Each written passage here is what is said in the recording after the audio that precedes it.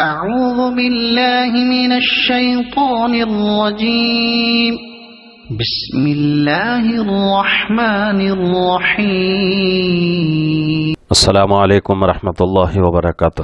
بسم اللہ الرحمن الرحیم۔ محترم سامعین و ناظرین، آج جمعہ ہے، سوال جواب کی مجلس حسب عادت ہماری جمعرات کے دن ہوتی ہے، تو اس بار کچھ مجبوریوں کی وجہ سے جمعرات کو یہ مجلس نہیں ہو سکی، تو آج یہ مجلس ہو رہی ہے۔ کچھ سوالات ہیں، ان کے جوابات دینا ہے۔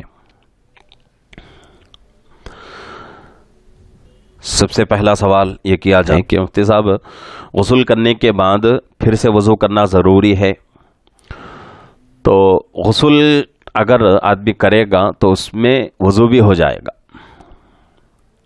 پھر الگ سے وضو کرنے کی ضرورت نہیں ہے۔ ہاں، اگر کوئی آدمی ثواب زیادہ پانے کے لیے غسل کے بعد وضو کر لیتا ہے تو کوئی مذائقے والی بات نہیں ہے، لیکن اگر کوئی آدمی غسل کر کے ویسے ہی نماز کے لیے چلا جائے اور وضو نہ کرے تو نماز اس کی ہو جائے گی، اور اس غسل سے کوئی بھی عبادت آدمی ادا کر سکتا ہے۔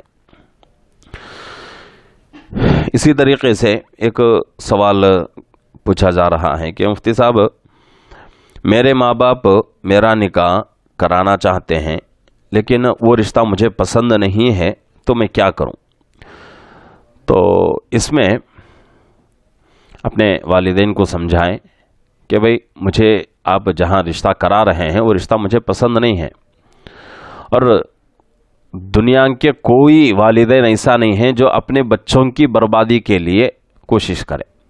ہر ماں باپ اپنے بچے کا فیوچر سوچ کر ہی کوئی کام کرتے ہیں کہ بھئی ہمارے بچوں کا فیوچر اچھا رہے، ہمارے بچوں کا مستقبل اچھا رہے، تو اس لیے وہ لوگ کوشش کرتے ہیں۔ بھلے اس وقت ہمیں وہ اچھا نہیں لگتا، لیکن بعد میں اس میں خیر رہتا ہے۔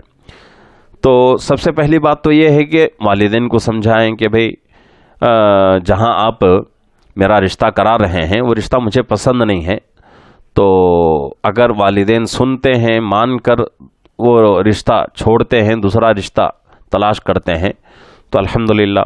اگر نہیں، والدین بضد ہیں کہ بھئی آپ کو یہی رشتہ قبول کرنا ہے، تو اللہ کے اوپر بھروسہ کر کے رشتہ کر لیں، اللہ رب العزت اس میں آپ کے لیے خیر ہی رکھیں،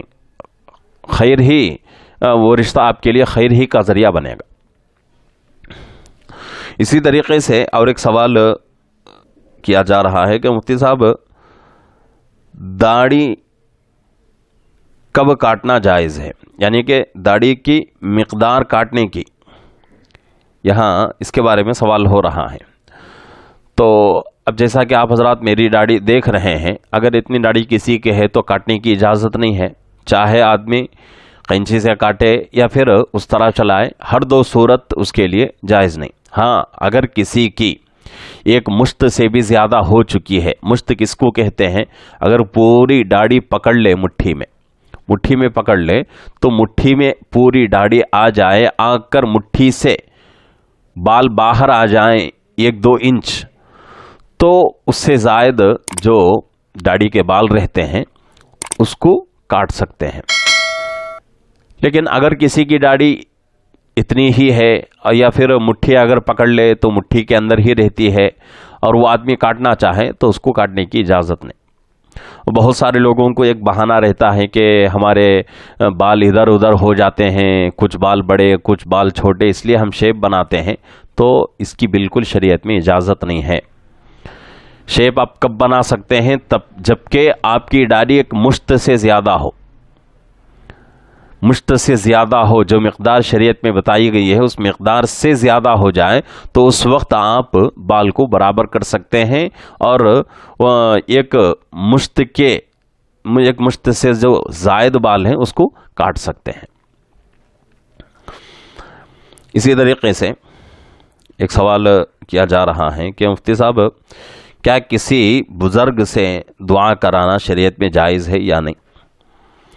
تو کسی نیک صفت انسان سے دعا کرانا شریعت میں جائز ہے، لیکن یہاں ایک بات سمجھنے کی ضرورت ہے، وہ یہ ہے کہ بھئی جس سے آپ جا کے دعا کی درخواست کر رہے ہیں وہ آدمی، اس میں کوئی شک نہیں کہ وہ آدمی ہر حال میں آپ کے لیے دعا کرے گا، لیکن جو پریشانی آپ کی ہے وہ پریشانی سامنے والا محسوس نہیں کر سکتا۔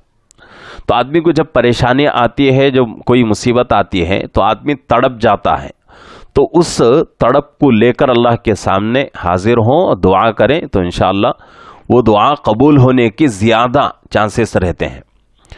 میں یہ نہیں کہتا کہ بھئی بزرگ کی دعا قبول نہیں ہوتی، اللہ والوں کی، علماء کی دعا قبول نہیں ہوتی، ضرور قبول ہوتی ہے ان لوگوں کی بھی، لیکن میرا کہنا یہ ہے کہ بھئی صرف دوسروں سے دعا کی درخواست کرانا یہ کافی نہیں ہے۔ اپنے ضروریات کے لیے، اپنے پریشانیوں کے حل کے لیے ہم کو خود دعا کرنا ضروری ہے۔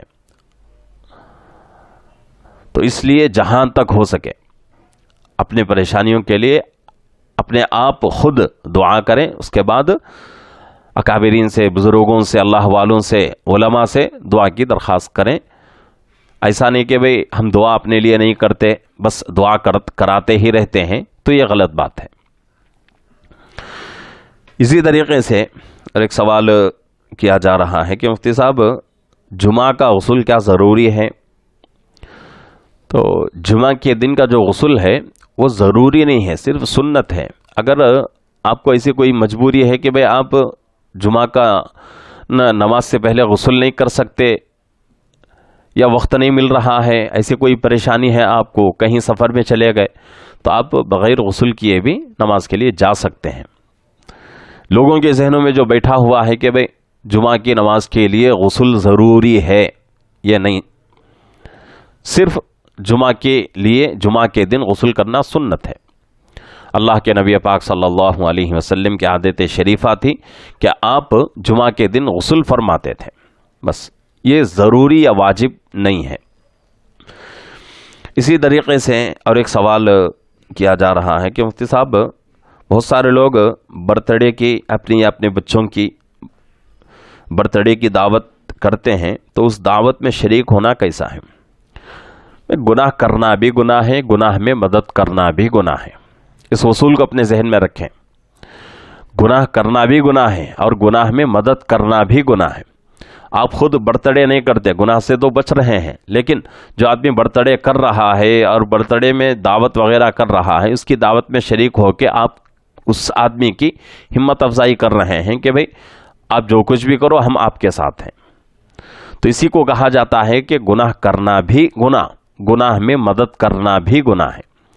تو اس لیے کوئی آدمی برتھ ڈے کی دعوت کرتا ہے تو اس دعوت میں شریک نہیں ہونا چاہیے، صاف کہہ دینا چاہیے کہ بھئی میں اس دعوت میں شریک نہیں ہو سکتا، یہ شریعت کے خلاف ہے۔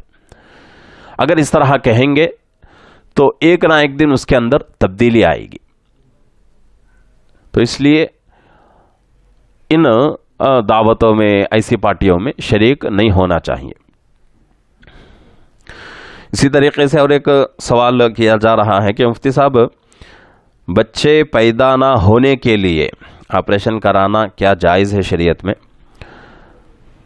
بھئی اس کی دو صورتیں ہوتی ہیں۔ ایک صورت یہ ہے کہ آدمی ایک بچہ ہو گیا یا دو بچے ہو گئے، جیسا کہ فیشن ہو چکا ہے کہ لوگ کیا سمجھتے ہیں، دو بچے، صرف ایک لڑکا ایک لڑکی، دو بچے رہے تو بس اس کے بعد بچوں کا سلسلہ ختم، بچہ دانی نکال دیا جاتا ہے۔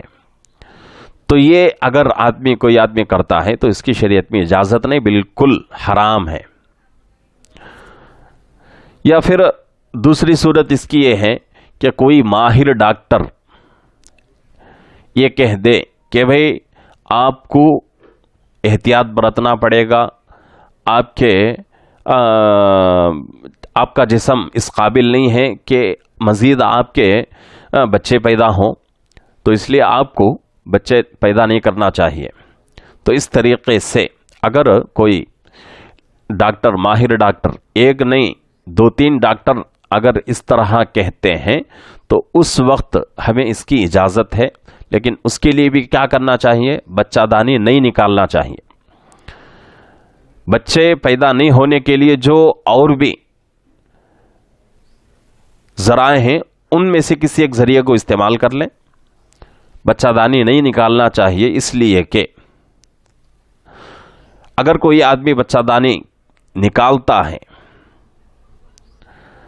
کسی کو ایسی مجبوری آ جاتی ہے کہ بچہ دانی میں کوئی بیماری آ جاتی ہے اور وہ بیماری بچہ دانی اگر نہ نکالے تو بیماری بڑھ جاتی ہے، جان کا خطرہ بن جاتی ہے، تو وہ الگ چیز ہے۔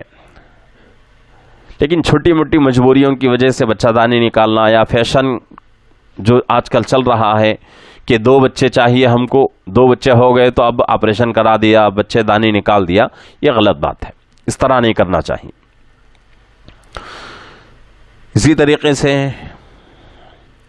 ایک سوال کیا جا رہا ہے کہ مفتی صاحب سفر کی نماز اگر دہرانی پڑے تو کون سی نماز دہرائی جائے؟ تو اس میں 2 شکلیں بنتی ہیں۔ ایک شکل یہ ہے کہ بھئی سفر میں گیا ہوا ہے آدمی، اور سفر میں گیا، نماز پڑھنے کے لیے اس کو موقع نہیں ملا، واپس آ گیا اپنے مقام میں، واپس آنے تک نماز کا وقت نکل چکا ہے، تو وہ نماز اس کی قضا ہو گئی۔ تو جو نماز جس حالت میں قضا ہوتی ہے، یعنی کہ سفر کی حالت میں نماز قضا ہوئی، تو اس قضا نماز کو اپنے گھر میں آ کر قصر ہی پڑھے گا، سفر کی نماز ہی پڑھے گا، یعنی 4 رکعت والی نماز 2 رکعت ہی پڑھے گا۔ اگر اس کے بالمقابل کوئی آدمی اپنے مقام میں رہ کر کوئی نماز اس کی قضا ہو گئی، سفر میں چلا گیا، اس کو یاد آ گیا، اب وہ آدمی وہاں اس نماز کو قضا کرنا چاہے تو 4 رکعت نہیں پڑھے، 2 رکعت نہیں پڑھے گا، بلکہ اتمام کرے گا، یعنی 4 رکعت مکمل پڑھے گا۔ تو جو نماز قضا ہو رہی ہے کہاں ہو رہی ہے یہ دیکھنا پڑے گا، اپنے مقام میں ہو رہی ہے یا سفر کی حالت میں۔ سفر کی حالت میں کوئی نماز قضا ہو گئی تو اپنے مقام میں آ کر اس کو قصر ہی کریں گے۔ اگر کوئی نماز اپنے مقام میں قضا ہوئی، سفر میں جا کر اگر پڑھنا چاہے تو بھی اس کو مکمل نماز اتمام کرنا پڑے گا۔ ایک صورت یہ ہے، اور دوسری صورت یہ ہے کہ آدمی نماز تو پڑھ لیا، پڑھ کے سفر کی حالت میں تھا، نماز پڑھا، گھر کو آ گیا، گھر کو آنے کے بعد اس کو یاد آ گیا بھی نماز میں کوئی ایک فرض میرا چھوٹ چکا ہے، اب اس نماز کو دہرانا ہے۔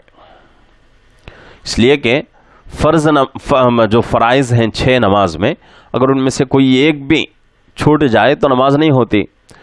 اب اس نے تو اپنے سفر کی حالت میں نماز پڑھا، اب یہاں آ کے قیام یعنی کہ اپنے گھر میں آ کے اس کو یاد آ گیا کہ بھئی نماز تو پڑھ لیا تھا لیکن فرض میرا چھوٹ چکا تھا، تو اب اس آدمی کے لیے دیکھنا ضروری ہے کہ جو نماز اس نے پڑھا ہے وہ نماز کا وقت باقی ہے یا نہیں۔ مثال کے اعتبار سے ظہر کی نماز میں آدمی سفر میں تھا، نماز تو پڑھ لیا، یعنی کہ قصر کر لیا، سفر کی نماز ادا کیا، گھر کو آ گیا، گھر کو آنے کے بعد اس کو یاد آ گیا کہ بھئی نماز میں ایک فرض میرا چھوٹ چکا ہے، اب اس کے لیے دوبارہ نماز پڑھنا ضروری ہے۔ اب یہاں اس آدمی کو یہ دیکھنا ہے کہ بھئی یہ ظہر کا وقت باقی ہے یا نہیں ہے، باقی ہے تو مکمل نماز پڑھے گا، باقی نہیں ہے تو پھر قصر کرے گا۔ یہ ہے، سفر میں گیا تھا، شرعی سفر تھا، قصر پڑا تھا سفر میں، اپنے مقام میں آیا گھر کو، وقت باقی ہے، وہاں فرض چھوٹا تھا، نماز کو دہرانا ہے، گھر میں آ کر دیکھا نماز کا وقت ابھی باقی ہے، تو وہ جو نماز 2 رکعت پڑھا تھا، 4 رکعت والی نماز کو 2 رکعت جو سفر کی نیت سے پڑھا تھا وہ 2 رکعت نہیں لوٹائے گا بلکہ اتمام کرے گا، مکمل نماز ادا کرے گا، اس وجہ سے کہ نماز کا وقت باقی ہے۔ اگر گھر کو آنے کے بعد دیکھا کہ بھئی نماز کا وقت گزر چکا، عصر کا وقت شروع ہو چکا ہے، تو اب وہ آدمی اس نماز کو قضا کرے گا، دہرائے گا، لیکن قصر کی نیت سے دہرائے گا. یہ ہے فرق. اسی طریقے سے ایک سوال پوچھا جا رہا ہے کہ مفتی صاحب کوئی عورت حمل سے ہے اور حمل سے ہونے کی حالت میں ہی اس کا انتقال ہو گیا تو اس بچے کا حکم کیا ہے؟ تو یہاں مسئلہ یہی ہے کہ بھئی عورت کے پیٹ میں جو حمل ہے اس حمل کو دیکھا جائے گا کہ بچہ مکمل بنا ہے یا نہیں ہے. ایک دوسری چیز یہ دیکھی جائے گی کہ بھئی بچہ زندہ ہے یا مر چکا ہے. اگر زندہ ہے تو باقاعدہ بچہ مکمل بنا ہے اور باقاعدہ زندہ ہے تو بچے کو نکالا جائے گا آپریشن کے ذریعے سے. بچے کو عورت کے رحم سے، عورت کے پیٹ سے باہر نکالیں گے. اس کے بعد عورت کو غسل وغیرہ دے کے، کفن وغیرہ کر کے، اس کے بعد اس کو دفنا دیں گے. اگر پیٹ میں بچہ زندہ ہے اور اسی حالت میں اس عورت کو دفنا دیے تو یہ بہت بڑا گناہ ہے اور یہ قتل میں، اس میں یہ چیز قتل میں شامل ہو جاتی ہے. تو اس لیے اگر کسی کے پیٹ میں بچہ زندہ ہے، عورت انتقال ہو چکی ہے، تو آپریشن کے ذریعے سے بچے کو نکالیں گے، بعد میں عورت کو دفن کر دیں گے. اسی طریقے سے آخری سوال ہے آج کا کہ مفتی صاحب مکمل قرآن پڑھ کر ایک سجدے میں مکمل 14 سجدوں کی نیت کرنا کیسا ہے؟ تو اس میں دو صورتیں ہوتی ہیں کہ بھئی ایک آدمی قرآن پڑھتا جا رہا ہے، ایک سجدہ آیا، سجدہ ادا کر لیا، دوسرا سجدہ آیا یعنی کہ سجدے والی آیت تلاوت کی، دوسرا سجدہ، تیسرے سجدے والی آیت تلاوت کی. تو اس طرح افضل یہ ہے کہ آدمی ہر سجدے والی آیت پڑھ کے سجدہ کرتا جائے. نہیں، اگر کوئی آدمی اس طرح نہیں کرتا، پورا قرآن مکمل پڑھتا ہے، آخر میں جا کر 14 سجدے ادا کرتا ہے تو بھی سجدے ادا ہو جائیں گے. لیکن یہ جائز نہیں ہے کہ بھئی درمیان میں ایک بھی سجدہ نہیں کیا اور قرآن مکمل کر لیا، 14 سجدے کرنا تھا. وہ آدمی کیا کر رہا ہے؟ یہ ایک سجدہ کر کے 14 سجدوں کی نیت کر رہا ہے. گویا کہ یہ ایسا ہو گیا کہ بھئی کھانا سامنے ہے لیکن کھاتا نہیں ہے، نیت کر رہا ہے کھانے کی. تو نیت کرنے سے اپنا پیٹ تو نہیں بھرتا. تو اسی طریقے سے ایک سجدہ ادا کر کے ہم باقی 13 سجدوں کی نیت نہیں کر سکتے. 14 سجدے قرآن پاک میں ہیں، 14 آیتیں ہم نے پڑھی ہیں، تو 14 سجدے ہم کو کرنا پڑے گا. لیکن اس میں افضل کیا ہے؟ ہر آیت سجدے والی آیت تلاوت کرے، سجدہ کرے، دوسری آیت تلاوت کرے، دوسرا سجدہ، تیسری آیت تلاوت کرے، تیسرا سجدہ. اس طرح ہر آیت پر سجدہ کرتا جائے، یہ افضل ہے. اگر نہیں ہو سکتا تو مکمل ہونے کے بعد 14 سجدے کر لے تو بھی گنجائش ہے. واجب جو ذمہ داری ہمارے اوپر رہتی ہے وہ ذمہ داری ہماری پوری ہو جائے گی. لیکن یہ تو مسئلہ نہیں ہے، شریعت اس کی تو اجازت نہیں دیتی کہ بھئی 14 سجدے تھے لیکن 14 آیتیں تلاوت کر کے ایک سجدہ کر کے باقی 13 سجدوں کی نیت کر لیں، تو اس طرح ادا نہیں ہوتے سجدے. تو یہ آج کے کچھ ضروری مسائل تھے جن کا جواب میں نے دے دیا ہے. اللہ رب العزت سے دعا ہے کہ اللہ رب العزت ہم تمام کو اپنا ہر مسئلہ قرآن حدیث کے مطابق حل کرنے کی اور علماء سے رابطہ کرنے کی اللہ ہم سب کو توفیق عطا فرمائے. آخر میں آپ لوگوں سے گزارش ہے کہ آپ کا کوئی بھی مسئلہ ہو تو آپ پہلے اپنے مقامی علماء سے رابطہ کریں، یا اگر ہم سے رابطہ کرنا چاہیں تو بھی رابطہ کر سکتے ہیں. انشاءاللہ آپ کو تسلی بخش جواب دیا جائے گا. السلام علیکم ورحمۃ اللہ وبرکاتہ.